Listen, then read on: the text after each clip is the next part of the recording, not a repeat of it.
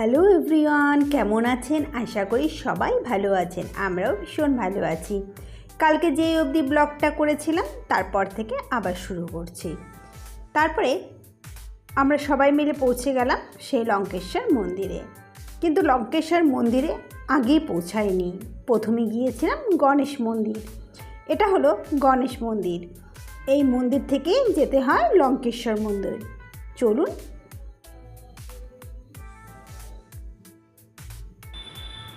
এইখানে গণেশ মূর্তি দেখছেন, এখানে গণেশ পূজা হয়।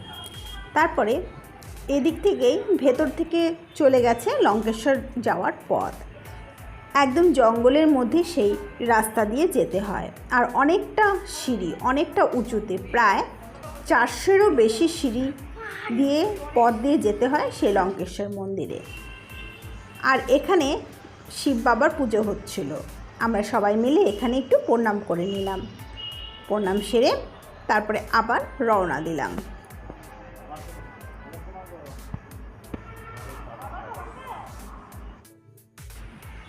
অনেকটা পথে যেতে যেতে আর পারছিলাম না, কিন্তু তবুও যেতে হবে বাবার মন্দিরে। তবে এখানে অর্ধেকটা রাস্তার পর ছিল শনি বাবার মন্দির, তারপরেই ছিল লঙ্কেশ্বর মন্দির।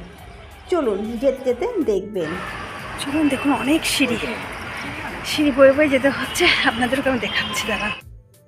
সবাই ভীষণ ক্লান্ত হয়ে পড়েছিলাম। এতটা পথ যেতে যেতে রাস্তা আর শেষ হচ্ছিল না। তবুও মনে মনে শুধু বাবাকে ডেকে যাচ্ছিলাম, বাবাই আমাদেরকে নিয়ে যাচ্ছিল।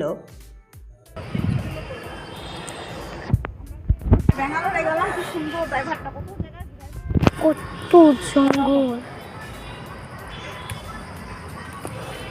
এই তো মন্দির না, এটা শনি মন্দির। আর উপর আছে শিব মন্দির। সব থেকে আশ্চর্য, এই আমার ভাস্তি এতগুলো সিঁড়ি বয়ে কি করে যে মন্দিরে গেল, সেটাই আশ্চর্য। তবুও একবারও বললো না যে পায়ে ব্যথা করছে বা কিছু, বরঞ্চ আমরাই ক্লান্ত হয়ে পড়ছিলাম। ও ঠিক চলছিল, কিন্তু যখন এসেছি অন করেই যাবো। আমরা যাবো। মারি নিয়ে ইসে গয়াতে ওই তুই উঠছিলাম, বাপরে বাপ, তুই ওখানে।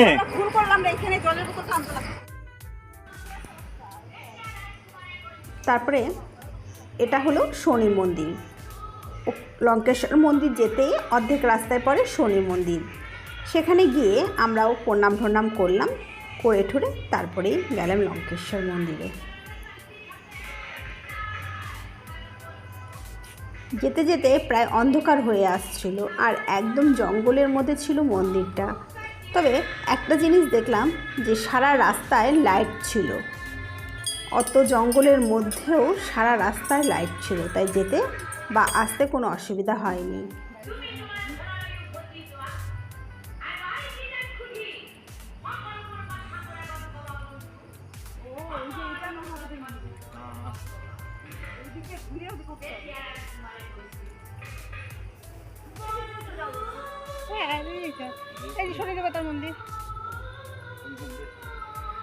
এই হলো শনি দেবতার মন্দির।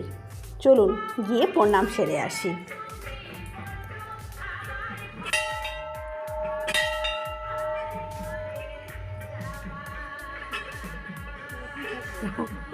হ্যাঁ,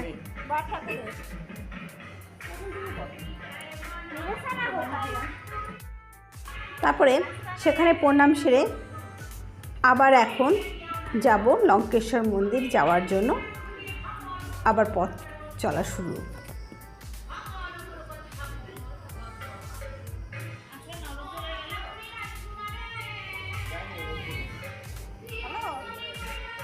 এটা শনি মন্দিরেরই আশেপাশে আমরা একটু ভালো করে ঘুরছিলাম, ঘুরে টুরে তারপরে যাব সেখানে।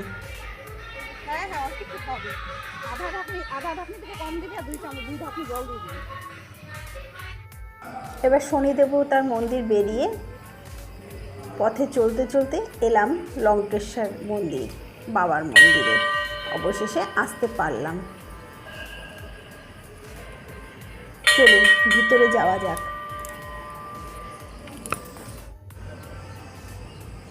এই মন্দির ভীষণ জাগ্রত মন্দির।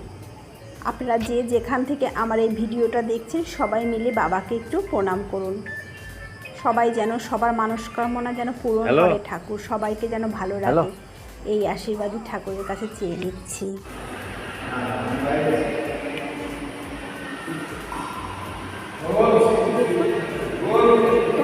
আসলে মনটা ভালো হয়ে যায় না? এতটা যে পরিশ্রম করে এসেছি এখন কিছুই মনে হচ্ছে না, সবই যেন ঠিক হয়ে গেল বাবাকে দেখার পর।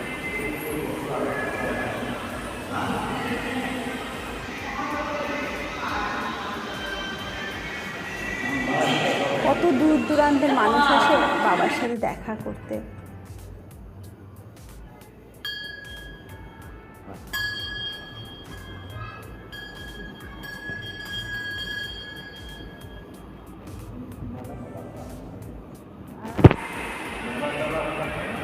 এটা ছিল মন্দিরের বাইরেটা, দেখুন কত সুবিধা হতো, মানুষের কষ্টটা কমাতো। এখন সন্ধ্যার সময়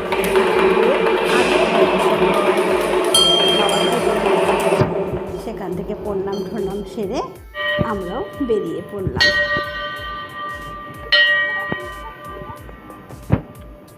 হ্যাঁ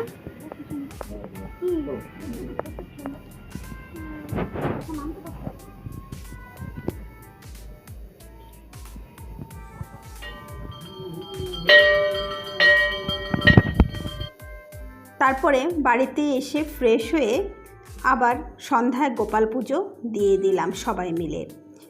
তাহলে আজকের ব্লগটা এই অবধি। আগামী দিনের ব্লগ কিন্তু অবশ্যই দেখবেন, কারণ আগামী দিন আমরা কামাখ্যা মন্দিরে যাব পূজা দিতে, তাই সেই ব্লগটা মিস করবেন না। ভালো থাকবেন, সুস্থ থাকবেন।